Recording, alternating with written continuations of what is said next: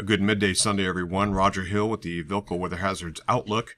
Looking at the big picture, we have almost a full latitude trough. You can see it stretched down here, and at the bottom of that trough in the lower latitudes, we have a very significant system. This is gathered and kind of scooped up all of these high levels of moisture, and with precipitable water, the PWATS at about 4 to 5 standard sigma standard deviation, and this is all working its way up the eastern seaboard, up the Appalachians, and in through New England into southeastern Canada. We're in for a very significant system. This is going to be affecting us largely on starting Sunday night and lasting into Monday, and probably not finishing up until sometime Tuesday morning, where the lag effect will be in play with many of our streams, tributaries, and main stem rivers exceeding flood stage in many locations. Concentrating that is the warmer temperatures that are also getting pushed north out ahead of this full latitude trough, and we're replacing 30s basically with 40s and eventually some 50s on Monday, which will peak, and that's near record high territory. Strong winds will be also associated mostly out ahead of the area of low pressure as it tracks into an area of higher pressure that's ridging off of New England. And this combination of the pressure gradient will mean we'll see some southeasterly winds, east to southeasterly out ahead of the low as it advances up. It's going to be fairly short-lived, and the latest tracks are a little bit more across Vermont and a little bit to the east, and that bodes well to sort of cut back on some of that wind.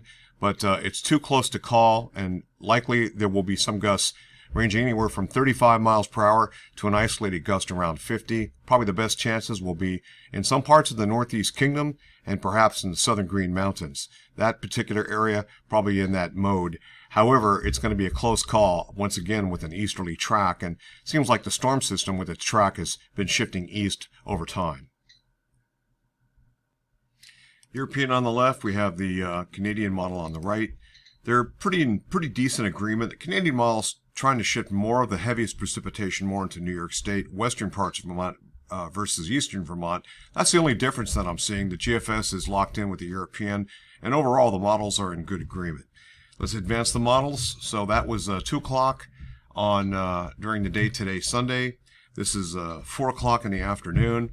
You can see that area of low pressure working its way up the coast, starting to spread in some lighter amounts of sporadic rainfall in the southern parts of Vermont.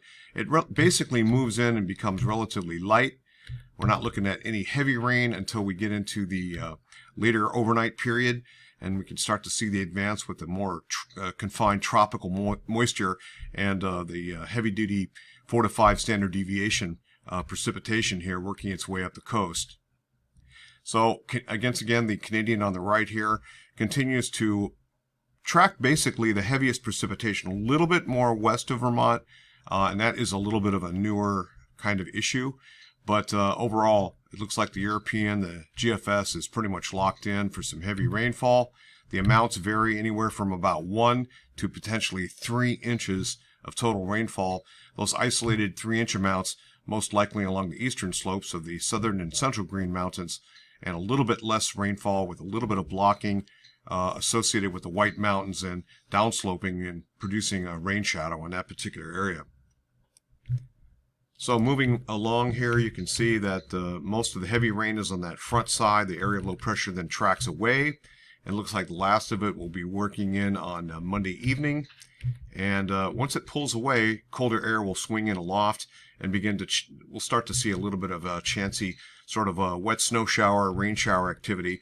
Temperatures could still be around 40 during the day on Tuesday, so it's going to be relatively limited. Not expecting anything to develop in terms of snow accumulation except in the upper slopes as it looks right now, but still a little bit of colder air back into the region. And then we have an area of higher pressure that's going to be building on in. This is going to be the controlling weather, it looks like, on Wednesday. As you can see that. Strong jet stream to the north across Canada, but then reinforcing area of higher pressure is going to be building in across eastern Canada. And so we get 3 days of dry weather out of it. Wednesday, Thursday, and into the day on Friday. 1035 hectopascal for Friday afternoon. And then beyond, as we head into the Christmas holiday, this area of higher pressure is relatively strong. A lot of cold air. So any weather systems that will be running into it will be falling apart, as you're seeing here, ahead of our pre-Christmas holiday. GFS ensemble also showing one large main weather system here. And of course, it dries after that. A little bit of a follow-up here, but we're looking at a ton of dry weather there to follow. And total QPF, it looks like this, and this is in a very, very good agreement with the European model. We're talking about 2.5 inches. Model run, deterministic versus the ensemble, has come down, and that's kind of what to be expected. So probably a lot of us will see anywhere from about 1.5 to 2.5 inches of rainfall.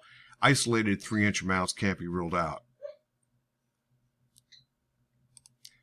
Precipitation type looks like this, and of course rain tailing off with a little bit of snow, and then we dry things out. Accumulated rainfall, or QPF, from the Weather Prediction Center looks like this.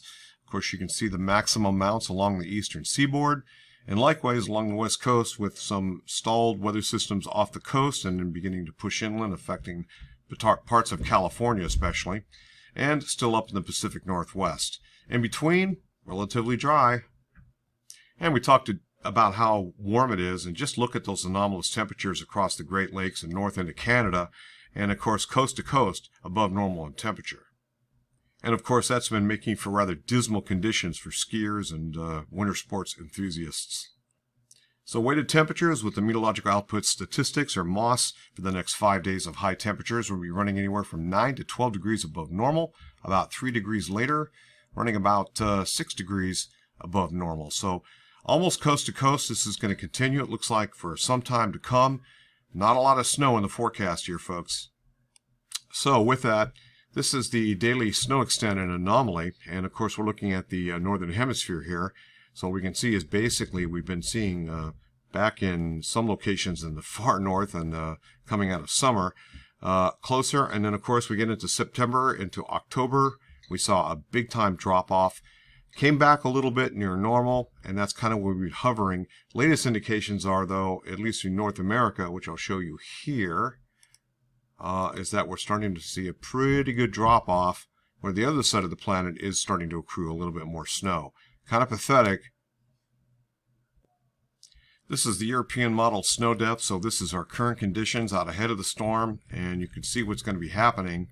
Because we're going to lose our snowfall up until the time we get into Tuesday. We'll add just a tiny bit, a little bit more widespread perhaps, but again, we're mixing with some wet snow with some rain shower activity, and that's going to be about it. We'll take you as far as we can go here, and that's valid next Thursday. So pre-holiday, not looking very good for a white Christmas. Roger Hill, Wuthering Heights, thanks for watching.